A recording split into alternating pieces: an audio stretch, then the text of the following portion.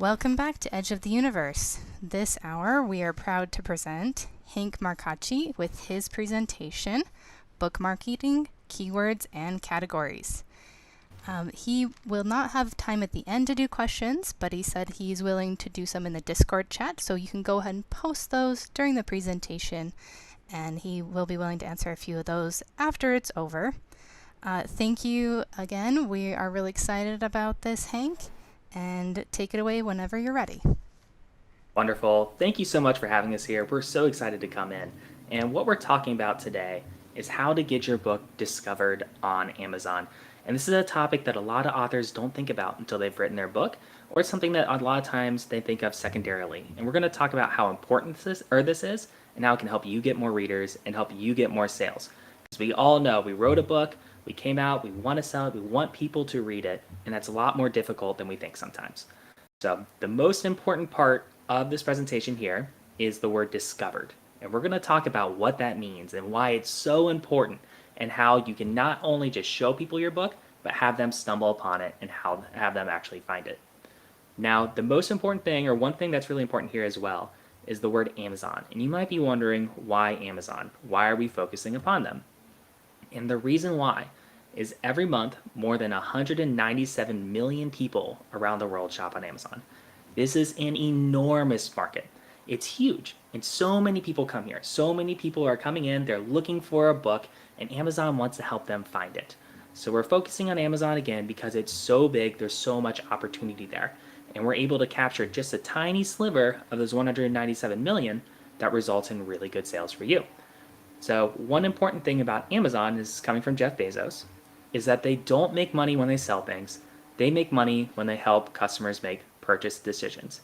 And what that means, and what's really important to you, is Amazon is in the business of giving someone two options or multiple options. They could say, we're going to help you buy A, or we're going to help you buy B. And basically, they make their money by determining which one the customer is going to buy, or giving the customer that option. So the customer leaves satisfied, they leave happy, because Amazon has paired them up with a product that they really want. And the way this actually affects you is, how does Amazon help book shoppers find the right book? So again, if you're Amazon, you want to help a shopper find a product they will love. You want to pair someone up with a book that they will really enjoy. And the question that you should be asking yourself when you post something on Amazon is, how do I help Amazon realize my book is the right book for this type of reader? Or my book fits this one type of reader and they're going to love it and they're going to leave with it and be happy. So that's what we're going to help you out with today, is determining how to reach that right reader, how to actually pair up, and how to tell Amazon that you're the right book for that reader. Now, this presentation was put together by Dave Chesson, who's also the founder of Kindlepreneur and Publisher Rocket. Some information about Dave is that Dave was born dyslexic. He never thought he'd be a writer. But Dave went on and published 9 international best-selling books on different topics. And this is important because what Dave realized was that it wasn't something so much about how good the book was. I mean, it's very important to have a strong, good product. But there's a lot of things on Amazon that are based around marketing that a lot of authors don't understand, and ways to get actually paired up with different books depending upon how you market to different groups. So again, it's very important to have a strong, awesome product, but if you don't market it right, a lot of people actually can't find it. And Dave was motivated to write these books and publish these books because he was actually abroad at the time working, and he wanted to come back to America and be with his family and basically actually be able to be with his kids, and this enabled him to do it. This was something that helped him do it because of these online book sales. So what Dave realized again is that a lot of authors can write very good books, but they don't necessarily understand how to actually market them. And Dave founded Kindlepreneur to help with this.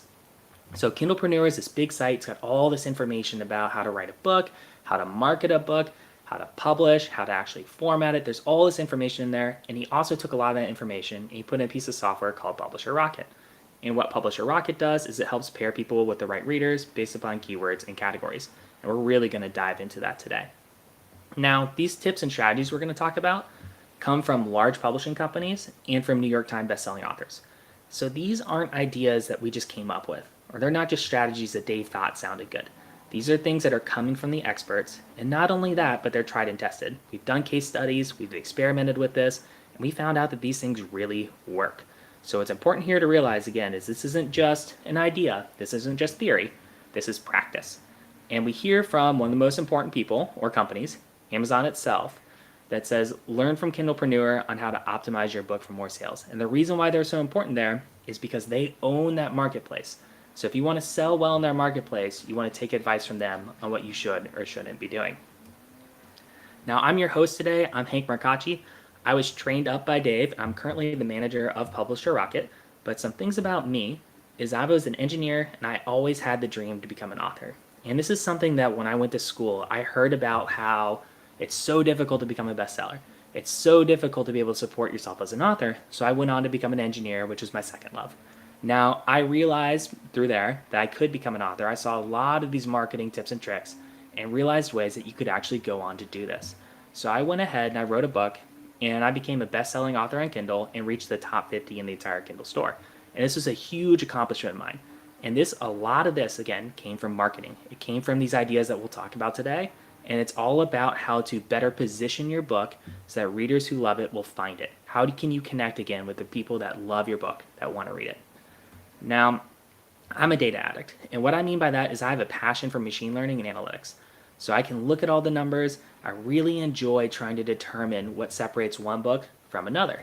And that brought me on to be the product manager of Publisher Rocket, to meet up with Dave and to continue pushing it farther and farther so we can determine more tips and tricks to help authors. Now, the question I always ask is, what makes a bestseller a bestseller? If you have two different books and you look at them before they hit the Amazon store, can you determine which one's going to be going on to become a bestseller and which one won't? And I think a lot of times there are things in there that determine that one book is going to do better. Even if they have very similar story quality, even if both of them are great, there are things that you can do to help one book do better than the other, or determine why one's a bestseller and why one isn't. And we'll really be getting into those today. And what we'll be looking at are the steps that you can take to increase the number of shoppers that discover your book. Now, we talked about how the word discover is so important. And there are two places on Amazon that people can discover your books. One is in the categories, and two is in the Amazon search bar. We're going to talk a bit about both of these. So with search, the way that Amazon search helps is that 66% of book shoppers begin searching for their book through search. So 2/3 of people that go to Amazon search for the book that they want. And the way that you can determine how you show up on search is through the 7 Kindle keywords that you choose for KDP. So you see, for example, here, someone's typing in a keyword. So they're typing in sci-fi military up top. And they go down, and these are all the books that Amazon is telling them, if you're interested in sci-fi military, if this is what you want, then here are your options. These are the ones you should read. And remember, this is, like Jeff said, Amazon is giving people the option. It is helping them make a purchase decision by showing them which books are actually coming up. Now, categories help in a different way. So search is all about someone knows what they're looking for. They're like, okay, I want to read about sci-fi military. I want to read about this specific thing. But categories is kind of like walking through a bookstore. And when you walk through the bookstore, there's a ton of different genres, right? Or all the different bookshelves. And that's what categories are like. This is like the bookshelf that you walk by in the bookstore. And basically what a category does is it pops up the top 20 books in the category that people will browse through. And they'll see these books and they have the option of whether or not they want to buy them. And it's the bestseller books that make their way to the top of these categories that people walk by and determine, hey, I want to buy this, or no, I don't. So again, this is Amazon helping your book become discovered by putting it at the top of these categories. And if you become a #1 bestseller, you get that beautiful little orange tag up top that says bestseller. And what that means is that people that are scrolling through the Amazon store can see that you're a bestseller. They can tell that your book's doing well, and they might want to read it more. It really makes it pop more than just a standard book title or the picture. If you have that little bestseller tag, people take a second glance, and that helps with your discoverability. Now, keywords plus categories are what actually yield or what create this discoverability. So if you can enhance both of these, it makes your book more discoverable. It means people can stumble across it on Amazon and find it organically. And that's our goal here, because a lot of things we talk about today, these are free. These are things that you change settings in Amazon, and it actually makes your book appear more often. So we're not even talking about ads today to increase discoverability. We're just talking about settings that you can change, that you can do quickly, that can help more people find your book when they're just going around the Amazon store. So we're going to have 3 secrets for you today. The first secret that we have is that everyone can have a bestseller without spending thousands of dollars on ads or working 18 hours a day. So this is really important because I didn't think this was possible when I came in and started publishing books. And what this means, again, is that you can come in and you can get that Amazon bestseller tag without crazy resource expenditure. And we'll talk about why and how that is possible for any author to do this. So the two ways that we get there are: one, you have to find profitable keywords, and two, you have to select best-selling categories. And we'll focus in upon keywords first. Now, when we say keywords, what I am particularly referring to are these 7 keyword boxes on Amazon. And these are where Amazon gives the ability for you to actually enter these in. Now, the first time I published a book, I made a huge mistake. I saw this optional word up top, and I didn't put any in here. And that is the worst thing that you can do, because if you don't put any in there, Amazon doesn't know actually how to show your book. So if you write a fantasy book and Amazon doesn't know that it's a fantasy book, if someone types in that word, they're not going to find it, or whatever keyword that you have in here. So it's really important to fill these out. And we'll talk about even more how it's really important to fill them out with the right keywords, because certain ones will help you and certain ones won't. Now, these keywords are, again, what people use in search to find their book. So when you go type in sci-fi military, Amazon gives you all the pages of results, just like Google does. You can go in here and you can find the book and determine whether or not you want to buy it. If you have a keyword that says sci-fi military, you will show up somewhere in this list. So you're going to be somewhere in this response. Now, you might be on page 30, and we'll talk about how to improve that soon, but basically you will be in here. So if you have the keyword that matches a search, you will show up on Amazon. And what's really astounding here is that 66% of book shoppers start their search on Amazon through Amazon Search, right? But 89% of them end in a purchase. And what this means is that almost everyone that goes to search actually buys off of this. And the way to think about this is it's like walking into a grocery store. When you walk into a grocery store, most likely you're going to walk out with something. Amazon is the same way. When people come into Amazon, they want to leave with their book. They're looking for their next great story. And when you're in search, Amazon pairs them up with it and hopes that they actually take one, leave with it, and purchase it, so they have a book and leave happy. Now, there's some data science here that we're going to talk about, and what this will help out is determining good keywords versus keywords maybe you don't want to use, and how these keywords actually contribute to you helping you become more discoverable upon the Amazon store. And what's really interesting here is that if you look at how keywords affect your book discoverability, it all depends upon where you rank for that keyword. So if you rank in first place position, like if I go type in sci-fi military and you are the top #1 book, that means for all the searches that type in sci-fi military, you're going to get 27% of the clicks. If you're number 2, you get 12%. If you're number 3, you get 9%. But the important thing here is that these numbers die off quick. So there's this waterfall effect where the first person, the ranking #1, gets the lion's share of this. And that is a place where your book is most discoverable, is if you can show up #1 as opposed to number 10 or even number 2. So to give an example here, if you type in Space Marines, the first book that shows up gets 27% of the clicks, and the second book gets 12. So book 1 gets more than 2 times the clicks as book 2. And that's huge because the difference here between book 1 and book 2 is enormous. But the difference between book 2 and book 5 is even bigger. And here's an example of that. So if your book ranks at number 5, right down here, you're getting 7% of the clicks. That means if someone searches for Space Marines, and let's say 1,000 searches happen per month for Space Marines, 7% go to this book in position 5. So you get 70 clicks per month that are coming out of this search on Amazon. But if you rank number 1, so up here in the 27%, well then you get 270 clicks because you're getting 27% of those 1,000 searches. And this is incredibly powerful, and this is one of the most important things to remember today, is that if you are in the top 1 or 2 positions, you are getting way more clicks than everyone else. And it's so important to find keywords that get you up in position 1 or position 2, and preferably, again, because we can see how much better position 1 is, to show up in position 1. And you might look at me and you might say, hey, what's the big deal? It's only 200 clicks a month. So I could go pay for those clicks. I actually don't need keywords because 200 clicks a month doesn't sound like a lot. And you would be right if you only had 1 keyword. But what we know on Amazon is there are 7 keyword boxes. So you could have keyword 1 worth 270 clicks a month, keyword 2 at 122, keyword 3 at 87, keyword 4 at 112, keyword 5 at 66, keyword 6 at 211, and keyword 7 at 167. And what's important is it's the addition of all these together that drive your book's popularity and the way that people can actually discover it on Amazon. So this isn't just 270 clicks, it's the addition of all of these.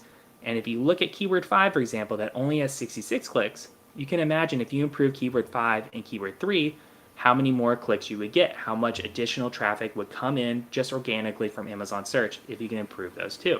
So the most important thing to take apart from here is that all of these add up. They contribute together towards your one book.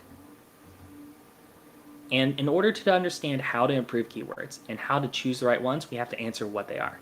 So keywords are the words that your target shopper uses to find the book that they want. It's what they type in Amazon search to actually determine or get back a list of books that they want to read. And there are two types of keywords here. There are fiction keywords and there are nonfiction keywords. And I think a lot of you are fiction authors today, so we're going to talk about fiction, a little more nonfiction, but there is both of these. It's really important to understand from the psychological point of view what people are looking for and why they're looking for it. You have to put yourself in the shoes of the shopper. Now, fiction keywords describe the type of story that a book is about. And there are 5 different type ones here. So the first is settings and time periods, and we have some examples here on the right. So if you're looking for a book, oftentimes people will go and they'll say a setting or a time period that they want to find. So they might say, I know for me, I like medieval fantasy. If I write in medieval, that is a time period. If someone goes and they'd say, I want to read a book about Seattle or something along those lines, that's a setting, right? And there are different ways that people are actually going to search for this. And people very commonly go to the store and they search for that setting or time period. And some examples here are, let's say, the British Knight. You immediately know with the word British where that's taking place. You might have something here that almost looks like Gone with the Wind or something else on the right. And that really brings a different sense to mind, or something fantastical. And then all of a sudden you know that it's not in this world, it's somewhere else. And people, again, will search for these. They will look for these specific things because they want to read a book about that subject, about where a book is or when it takes place. If you write a sci-fi book, you definitely want to tell people, for example, if it's in the future, that it's futuristic, because there are certain people that will search out books that fit that niche. Second is character types and roles. And what we see here is that people will actually buy a book based upon what type of character it is. And not just buy the book, but they'll search for that type of character. Romance is a great example here. So if we look at the Billionaire Boys Club, we know what that's about, right? What type of characters in there. That is a rich fantasy that's actually coming into play there. And if you are actually looking for that, then Billionaire Boys Club is going to pop up. Billionaire is the keyword that is showing there. You have something else for another type of character role. You might have a religious one. Or in the third one here, you might have something a little more spicy when it's coming into romance. And the last one, you might have something family-oriented. So it might be like the family man type of character. And people, again, will search for specific books depending upon what type of character it is. So another example here is if you think of fantasy, someone might say the word wizard. That's a character type, right? That's a role that's coming in. And these are things that people will put into Amazon search and look for. The third one is plot theme. And what this means for romance, again, because romance really does a good job of delineating these so you can see them, is that you might have a vacation romance, or you might have a romance about a wedding, or maybe a love triangle. And what's important here, again, is remembering that these different themes are things that people look for. People might like to have that getaway romance or that vacation romance that they read while they're on the beach. And that might be the only type of book that they're looking for. So if your book fits a specific plot theme, you want to bring that up and use that as one of your keywords. Next is events and situations. And my favorite example here is World War II. If you write a book about World War II, you know there are people that just solely read books about World War II. They're going to search it out and find it. So if you have a situation or an event, or for example here with Vietnam, or anything else that's an event that is popular that people know about, you want to include that in your keywords so that the people that, really, really like to read about those things know where to find your book, and your book actually pops up when they go search for it. Another example here is at bottom right, we see stalker. That's a situation. That's something that you look at the cover, you can immediately tell what type of situation that is. So again, people will look for these books and you want to help them find them. And the last one is story tone. So with romance here, you can see that there's a melancholy story tone. There might be one that's happy. You can tell that everything's going to end up well. You might see something in the word or in romance again that's more heavy romance or spicy. But the point is here is that when you look at it or when you type in a keyword, you can tell what the tone of the story would be. With fantasy, a great example here is the word grimdark, or dark fantasy, or lighthearted fantasy, or comedic. And these are things that people look for in their books and they will actually try to find. So it's important, again, when you look at these 5, you have settings and time periods, character types and roles, plot theme, events and situations, and story tone. These are things that people type into Amazon looking for their next book. And if your book can fit these, you want to make sure that it shows up for what they're searching for. The second type of keyword are nonfiction keywords. And these describe how a shopper describes the pain point and the result that they want by reading the book. So the problem and the solution. And when we look at nonfiction keywords, again, they'll bring up the negative value. So the pain point is the first example. And a good example here is, OMG, my kid is overweight. And it's talking about the problem. It's talking about the pain point that you're trying to fight against weight. Or how to read body language. And you can see someone with his hands up and it's yellow and red. You can tell that there is a problem. There are negative emotions that come out of here. How to not die alone. I mean, that's a very strong negative emotion. And that's something that people might type in and look for because that is the problem that they are experiencing. The next is looking at the results or the solution. So instead of, OMG, my kid is overweight, it's instant weight loss. This is, again, looking at the solution, the good side. These bring the warm feelings. These bring the positivity of where people want to go.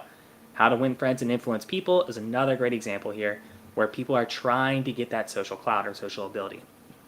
Another one is profit first or profit first or I will teach you to be rich. Both of these talk about, the goal at the end, right? In this example would be money, but the goal is something that people are striving for or they're looking for. It's that solution. Next come emotional amplifiers. So, for example, we have lose weight fast. So it's not just, how to write fast. It's not just how to write, but it's about how to do it in a way that someone else might not have shown you before. Or it's something that really puts a zinger on there that makes it spin it into a new light for people that see that book.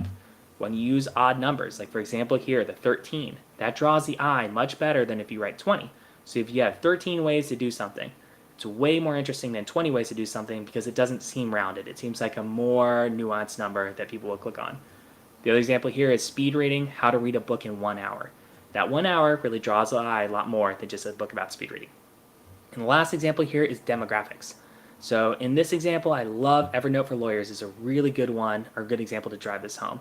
If you were reading a book about Evernote, but then you were a lawyer and you saw Evernote for Lawyers, you are so much more likely to buy the one that is tailored to you.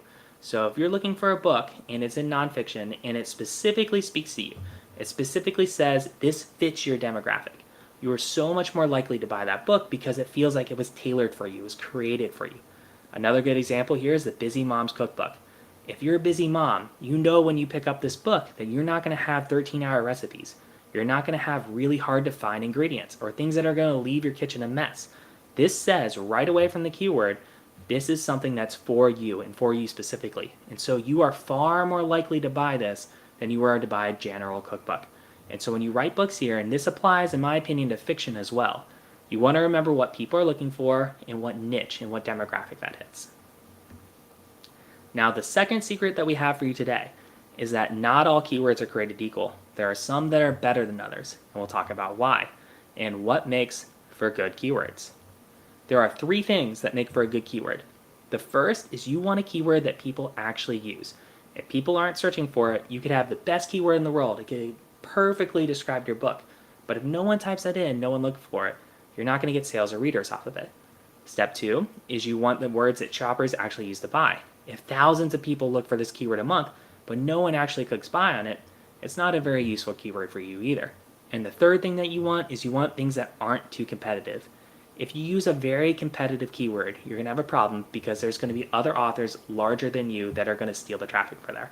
So you don't want to come in and, to use fantasy as an example, if you use the word fantasy, there are huge authors that own that keyword. And the chances of you showing up for a large keyword like that are so small. Chances of you fighting against, just the big names is very, very difficult. So when you go after these keywords, just remember, don't go after the ones that are too competitive because you probably won't show there. And we're going to dive into these steps and determine how you can find these good keywords. So the first one is determining if people actually use these in search. And the way to do this is you go to the Amazon search bar and you start typing out a keyword, and it will show what keywords people are actually looking for. So remember, these on the Amazon search bar, they only show things that people or hundreds of people before you came in here are actually looking for. They're doing that autocomplete to help you out to determine whether or not that's something you might want to find. And Amazon shows us this because people are looking for it. So if you go type in your keyword up here, all of a sudden you have all these awesome suggestions down here that you can tell people are looking for these because Amazon's showing you back because it's a commonly searched phrase. So go type it in, and then if you put an S on the end or you slightly modify it, you'll see all these keywords change. And these are ones that you're going to want to write down and know that these are keywords that people actually search for on the store because Amazon is recommending them. 2 is you want to make sure that shoppers actually buy using this keyword. And the way you can tell that is if you go type that keyword into Amazon and then you click on the first book that shows up, you can go find what's called the Amazon bestseller rank, and that's going to be in the book description. You take that bestseller rank, you put it in the Kindle bestseller calculator, and all of a sudden we know how many books they're selling per day. And this calculator is available on Kindlepreneur. You can find it there, and it converts that rank into books sold per day. So now you can tell if people are buying based upon that keyword. And for those of you that don't know, the Amazon bestseller rank basically shows what order or how many books you sell per day. So it shows at number 1 who sold the most books that day, and then everyone after is in order of how many books they sold. So if you type that in, you can find out and calculate how many books someone is selling per day and use that to determine whether or not someone's actually winning using that keyword. And then the third thing that's important is you want to use words that aren't too competitive. So these are some examples of ways that you can tell if a word is competitive. The first example is if an author is famous. If you go type in a keyword and the first person that pops up, let's say, is Terry Pratchett, you're going to have a hard time winning for that keyword because someone famous owns it that's making a lot of sales. It's going to be very hard to convince Amazon to show you instead of them. The other example is book cover quality and reviews. If you can tell right away from the cover quality, the reviews, and the book description that this is a very professionally put together book, you're going to have a hard time ranking for that keyword as well. Age is important. So if there's a book that's 20 years old, there's a lot better chance that you can get that keyword than if it's something that's published yesterday and hot and people are buying.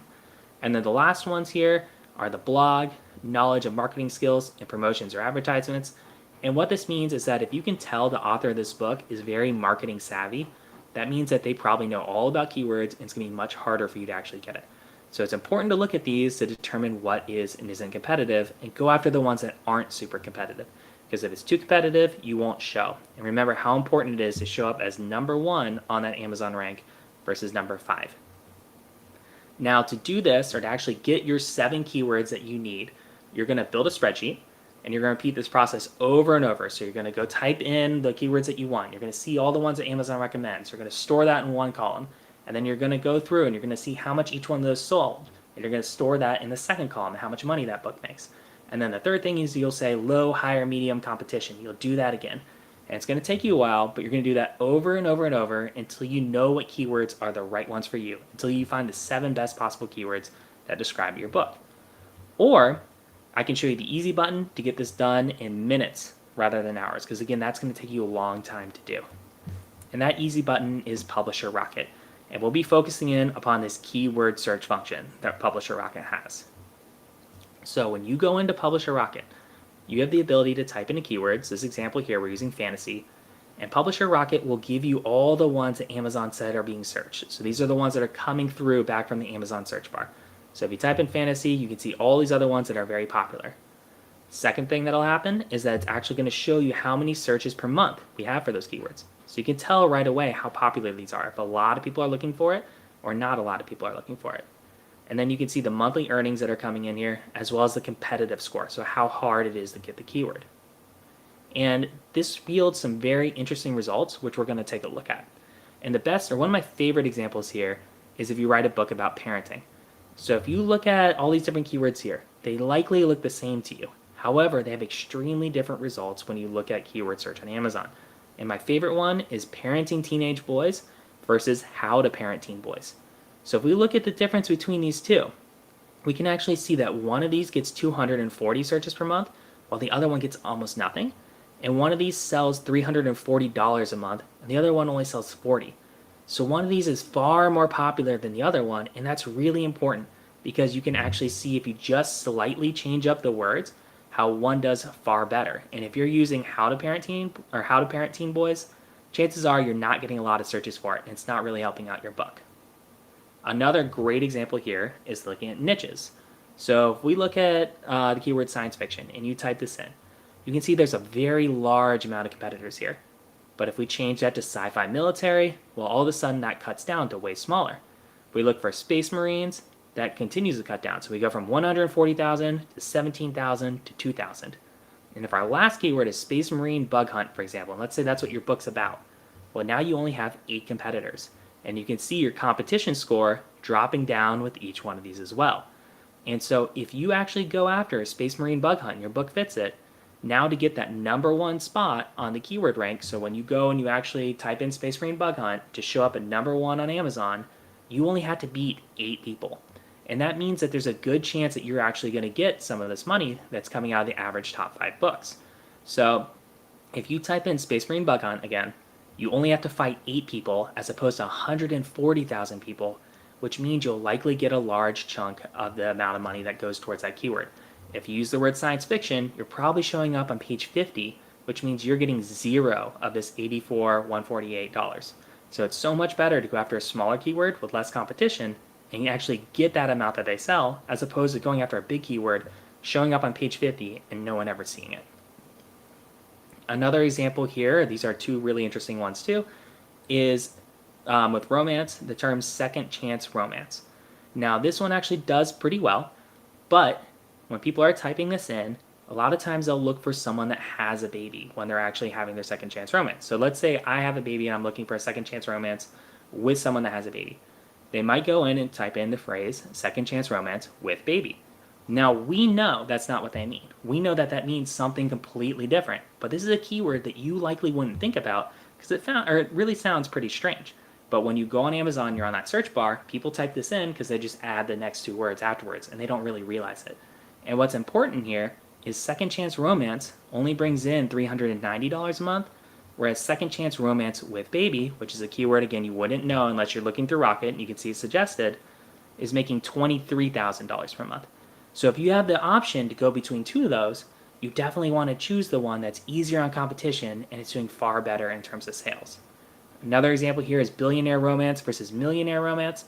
Just by changing 1 letter from a B to an M, our competition score radically drops. So we can see here, if I go from billionaire to millionaire, there are far less competitors, it's far less competitive, and there's a better chance I can actually show in the store. But both of these books are realistically about the same thing. They're both about like rich fantasies. However, one of these does far better than the other if you're trying to rank for that keyword. Now, to compare manually, if I pulled all these keywords off of Amazon and I tried to choose the best one, I would immediately look at the word pandemic, because pandemic is pulling $10,000 per month, and I'd be like, okay, that one's doing really well.